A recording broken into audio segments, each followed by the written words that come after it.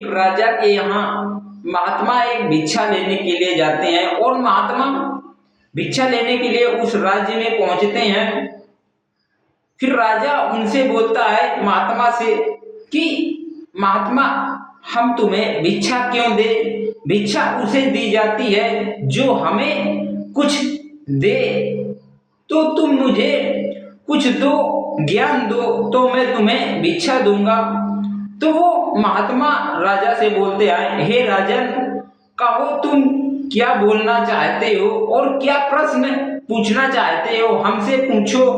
तो वो राजा महात्मा जी से पूछता है, हे महात्मा, एक ही तारीख को और एक ही दिन कई लोगों के जन्म होते हैं, लेकिन कोई व्यक्ति गरीब के यहाँ जन्म लेता है तो कोई व्यक्ति अमीर के यहाँ जन्म लेता है। इसका कारण क्या है? क्योंकि एक ही दिन में पैदा होते हैं और जो बच्चा एक ही माँ से पैदा होता है तो एक बच्चा गरीब हो जाता है और एक बच्चा अमीर होता है।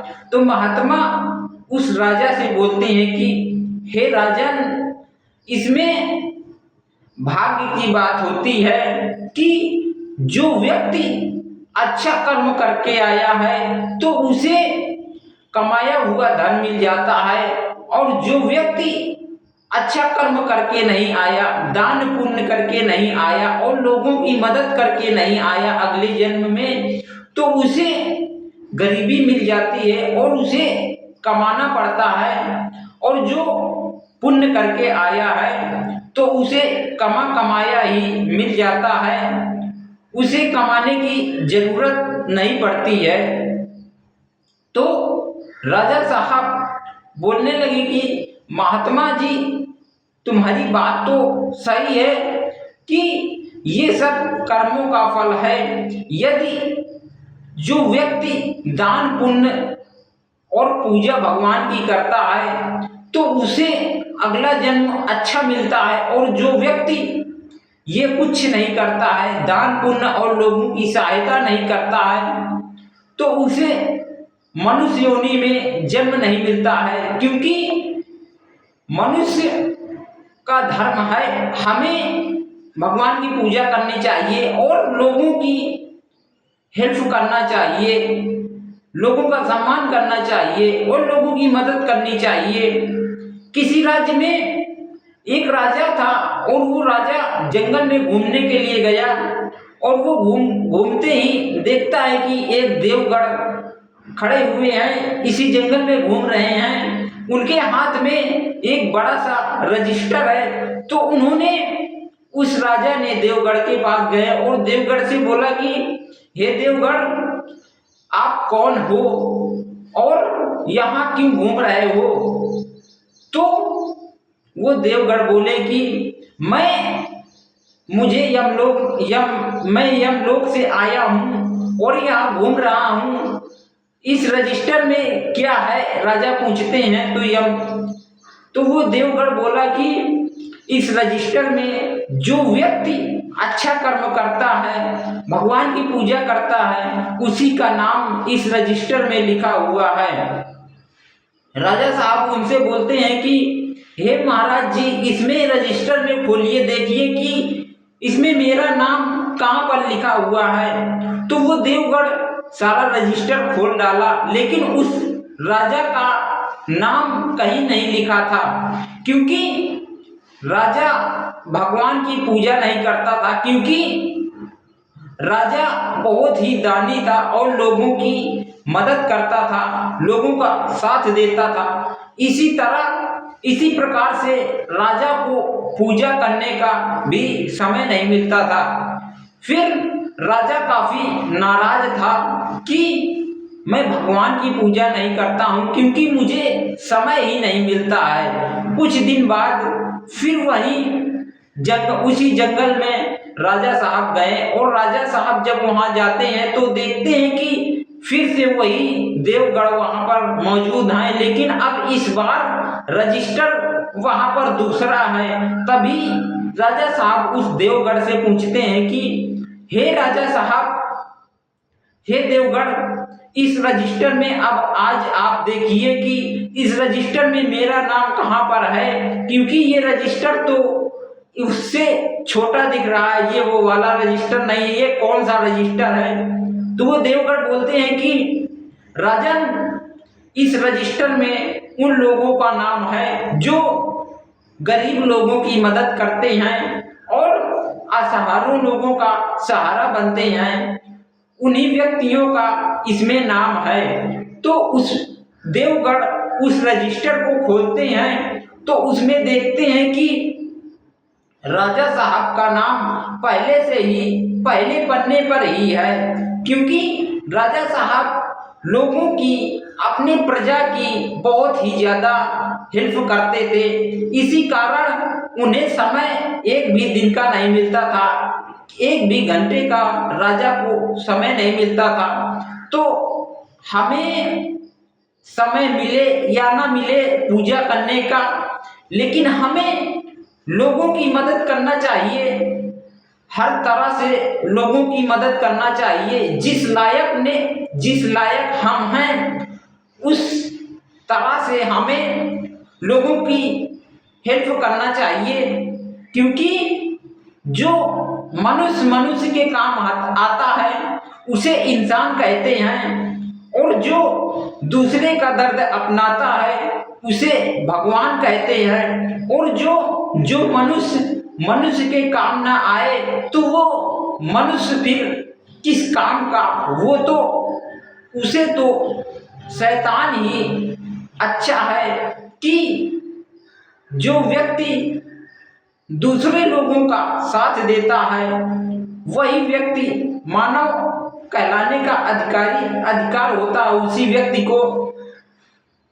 तो इसी तरह हमें लोगों की हेल्प करना चाहिए और लोगों की मदद करना चाहिए, क्योंकि हर एक व्यक्ति को अवसर भगवान देता है कि तुम भगवान की पूजा करो, क्योंकि जब तुम पैदा होकर के आए हो तो भगवान से प्रार्थना करके आए हो कि हे भगवान, मुझे इस नर्क से बाहर निकालो। और भगवान जब आपसे पूछते हैं कि मैं तुम्हें इस नर्क से बाहर तो निकाल दूंगा, लेकिन इसके बदले में मुझे क्या मिलेगा, तो हम लोग भगवान से वादा करके आते हैं कि हे भगवान, अगर आप हमें इस नर्क से बाहर निकाल दोगे तो हम आपकी सेवा करेंगे और आपकी पूजा करेंगे और लोगों की मदद करेंगे, आपकी भक्ति करेंगे। तो भगवान आपको इस नर्क से बाहर निकाल देते हैं। लेकिन यहाँ आकर के हम सब भूल जाते हैं कि हम भगवान से क्या वादा करके आए हैं। जो आप वादा करके भगवान से आए हो तो उस वादे को आप निभाओ, क्योंकि अगर आप दोबारा अच्छा जन्म लेना चाहते हो तो भगवान की भक्ति करो और पूजा पाठ करो और लोगों का अच्छा सोचो, अच्छा करो, लोगों की हेल्प करो, भूखे को भोजन दो, प्यासे को पानी दो, और जो व्यक्ति अपाहिज हैं तो उनकी मदद करो, क्योंकि यही मनुष्य का धर्म होता है। अगर हम मनुष्य, भगवान ने हमें मनुष्य बना करके भेजा है और हम दूसरे मनुष्य के काम ना आ सके तो हमें धिक्कार है इस जीवन में। क्योंकि गाय को हम घास देते हैं तो गाय हमें दूध देती है, और जब हम कभी भी घर से बाहर निकल जाते हैं तो चाहे रात हो या दिन हो, जितने समय हम आते हैं तो जो दरवाजे के सामने जो कुत्ता होता है हमारा, तो वो हमें पहचान लेता है कि मेरा मालिक आ गया है, क्योंकि हमने उसको हम रोटी देते हैं, इस वजह से वो हमें पहचान लेता है और वो अपनी वफादारी निभाता है। इसी तरह अगर हमने किसी का बुरा सोचा है तो हमारे साथ में भी जरूर बुरा होगा। तो इसी प्रकार हमें किसी का बुरा ना सोचना है और ना करना है। यदि आप किसी का भला सोचते हो तो आपके साथ में भी भला होगा, आपके साथ में कभी बुरा नहीं होगा। और आप अगर किसी का बुरा सोचते हो तो आपके साथ में बुरा पहले होगा। जिसके आप बुरा सोचते हो उसके बुरा होने से पहले आपके साथ में बुरा होगा, लेकिन उसके साथ में अच्छा हो जाएगा। तो क्योंकि हम जैसा कर्म करते हैं वैसा ही हमें फल मिलता है। यदि हम खेत में गेहूं बोएंगे तो हमें गेहूं ही मिलेगा। इसी प्रकार आप जैसा बोओगे वैसा काटोगे, जैसा कर्म करोगे रिटर्न फल आपको वैसे ही मिलने वाला है। तो आशा करते हैं कि आप लोग भी अच्छा करोगे और बुरा नहीं करोगे, क्योंकि जैसा हम सोचते हैं वैसे ही हमारे मन में विचार आते हैं। अगर हम अच्छा सोचते हैं तो हमारे मन में अच्छे विचार आते हैं, और बुरा सोचते हैं तो हमारे मन में गलत विचार आते हैं।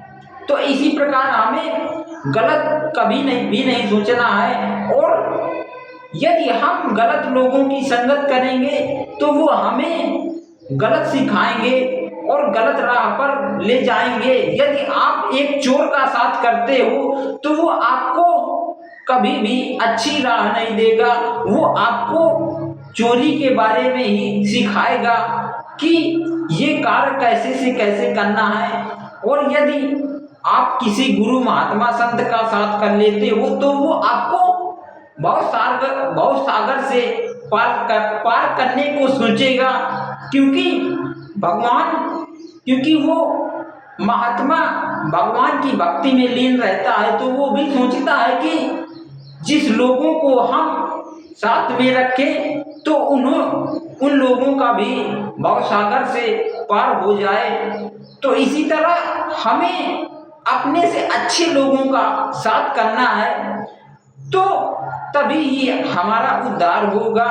नहीं तो हम अगर अच्छा कार्य नहीं करेंगे तो हमारा मनुष्य होना व्यर्थ है।